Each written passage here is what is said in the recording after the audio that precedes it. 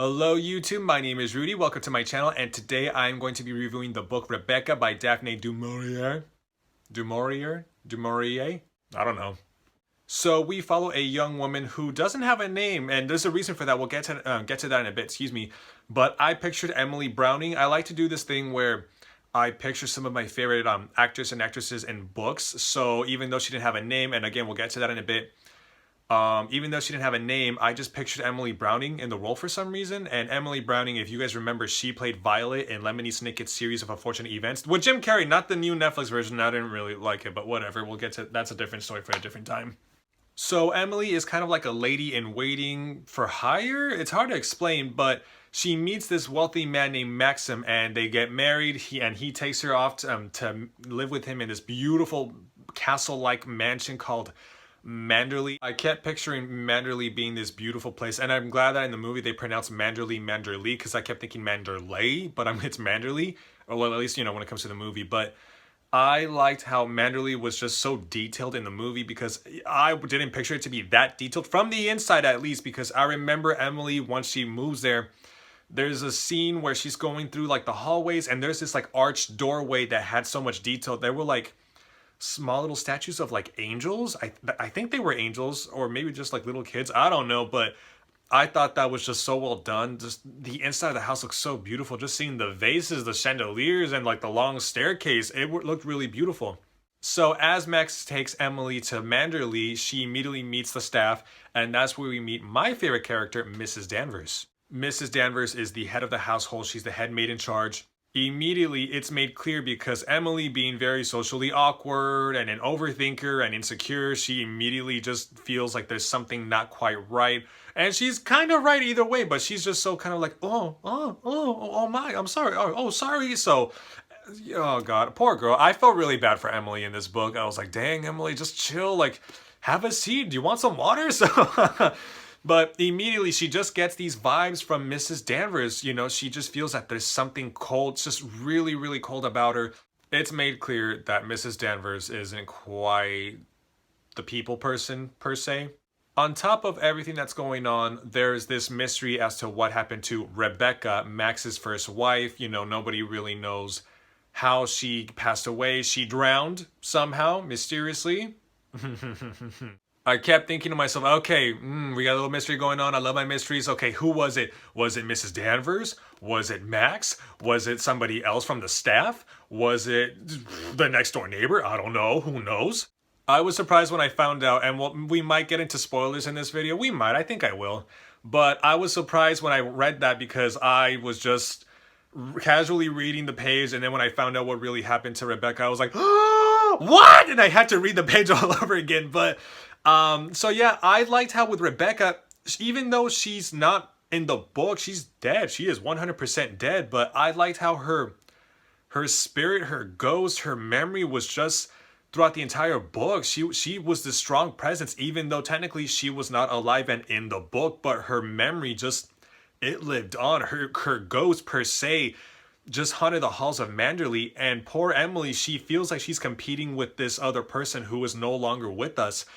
And it's amazing. Again, she's just an overthinker. She's really insecure. But I just think it's really amazing how this person who, in my mind, was kind of like Angelina Jolie. That's who I pictured as Rebecca. Rebecca being this beautiful, full of life, funny, smart, entertaining woman that everybody loved. Everybody who met her just fell in love with her. And, to compete with that type of person who, again, is dead, I felt bad for Emily, because I thought to myself, dang, Emily, you're comparing yourself. You know what? Let me just say this about comparing yourself.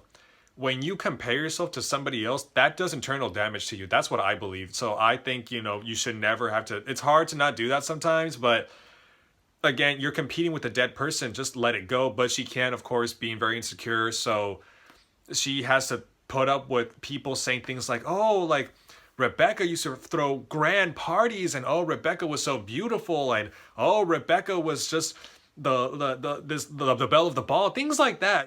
To me, reading the book, because I read the book first and then saw the movie immediately after, reading the book felt like a movie. It really did. Just the tone of it and the way it paced out, I really liked that, because I feel like was certain books, it's either like a slow burn, which I kind of feel this is what it was in a weird way. When it's slow, it's not boring. When it hits you, it hits you. But again, I didn't feel bored at all reading this. I really enjoyed myself. I think this was a really good read. I am keeping this because I'm just amazed by it and it just blew my mind. I plan on reading this maybe within a year or two because again, I enjoyed it that much. And then Alfred Hitchcock just making this really nice movie. It really was nice to see. And I could see why it won Best Picture. For those of you that didn't know, it won Best Picture. And I say great. I thought it was that good. I like black and white films, so it's nice seeing that. When people hear Alfred Hitchcock's name, you immediately think of Psycho and Vertigo, The Birds, as we should, you know, those are great movies. But I thought it was really interesting, and he's such a great filmmaker. But the fact that he made a romantic mysterious timepiece that won Best Picture, I think that's amazing. I think that's what, you know, movie making is all about. The fact that you can just do so well in one genre and then succeed in another. But I do think he added some of his horror elements into the movie, which I really did enjoy, especially when it came to, you know, the mystery of Rebecca and also the dynamic between Mrs. Danvers and Emily. I almost said Rebecca. Speaking of Emily, let's talk about Daphne du Maurier really quick. I hope I pronounced her name right. So at the end of the book, Daphne mentions in the author's note the reason why she didn't give the main character a name is because she pictured herself in the role, or in the character, as the character technically. So it was like a first person character, which I thought was really interesting throughout the whole book because I noticed that immediately I thought to myself, wow, like no one's mentioned her name yet. Are we gonna get it at all? Oh no, we're not. It was nice overall. It took me a while to adjust, but I really did enjoy it. I think it's a bit of a breath of fresh air to not really have that because I've never read me personally, I've never read a book where the main character's name isn't said out loud.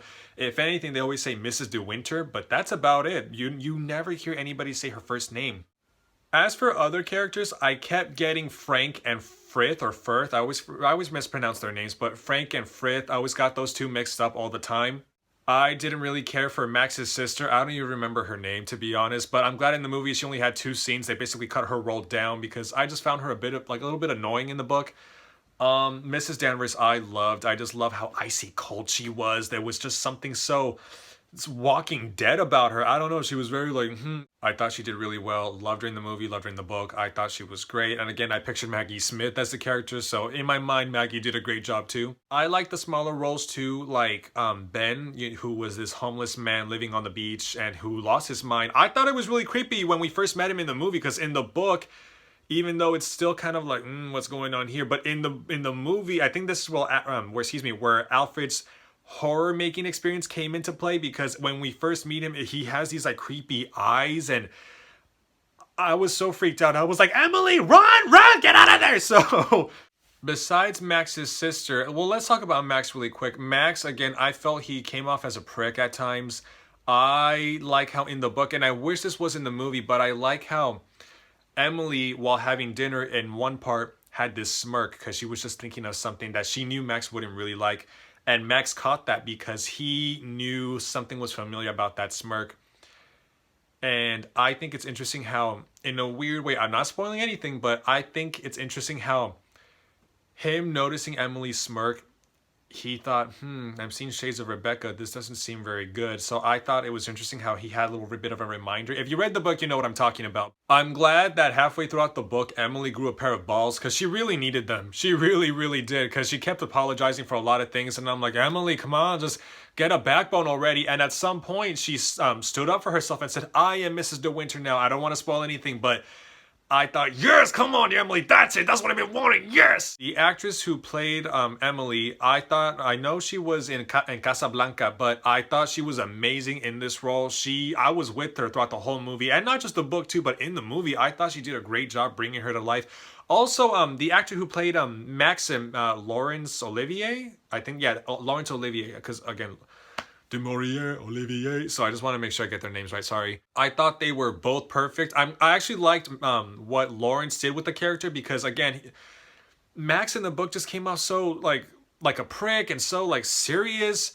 At least here in the movie, I felt he was he had more of a personality, which I did like. But I feel like when you have like a good, strong, charismatic actor like Lawrence, you're good with the character. You're gonna do a good job with the character. The actress who played Emily, again, I should have Googled her name really quick, but I thought she did a good job. I know she was in Casablanca. I thought she just brought the character. She breathed her to life, and just the way she was so shaky and nervous and insecure, I thought she played that off really well. And even when she did grow a backbone, I thought, okay, good. Like, she is the character. I'm loving this. I like what they're doing. I didn't like Favel in the book at all, who is Rebecca's cousin, who is very entitled and this like douchebag. I did not like this guy at all. He was a total jackass.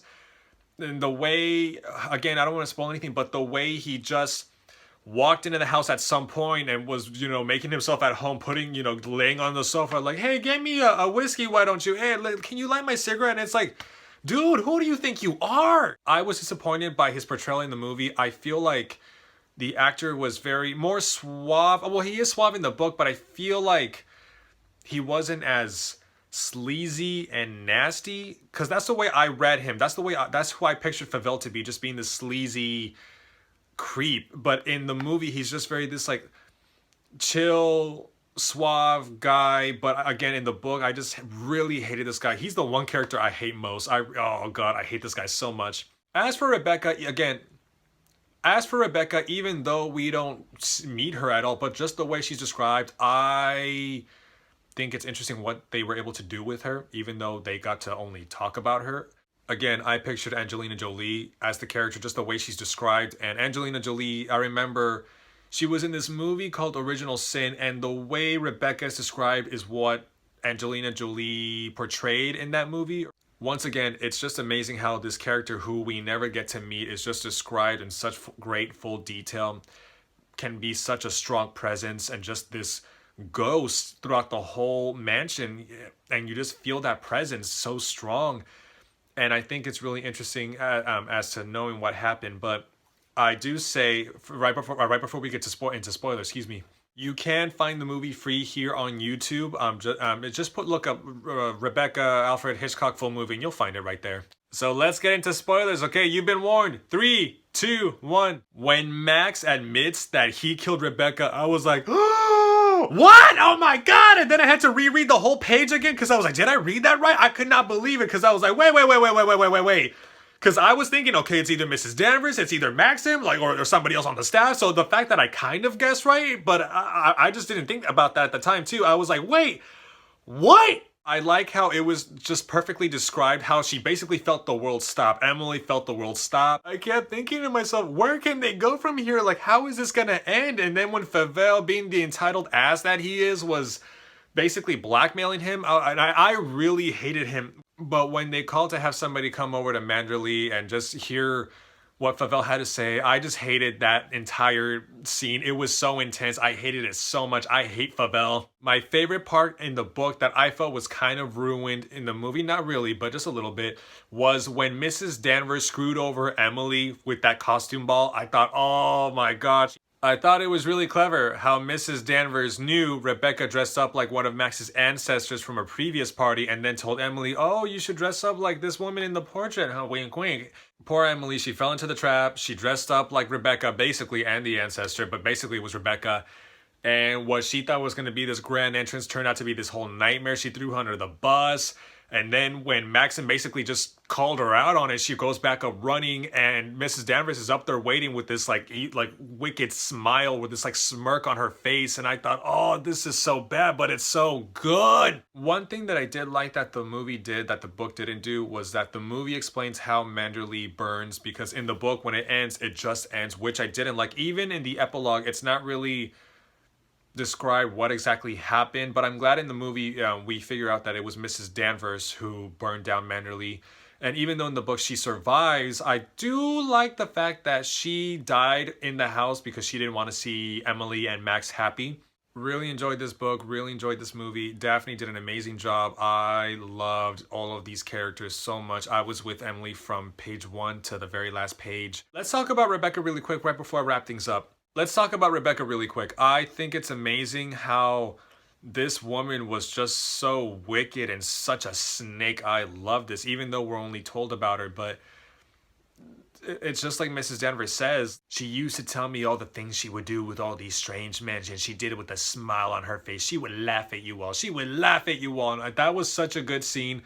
I wish they got to put that in the movie because I feel like they did hold back on certain scenes because that scene where Emily was on the window ledge and Mrs. Danvers like grabbed her and was like, just do it. Like, I don't know, I just felt it was more intense in the book versus the movie. It just felt very, very held back. But Rebecca, oh god, and that she hooked up with her own cousin, I was like, oh god, that's sick. And it's such a sleazeball like Favell. I hate that guy.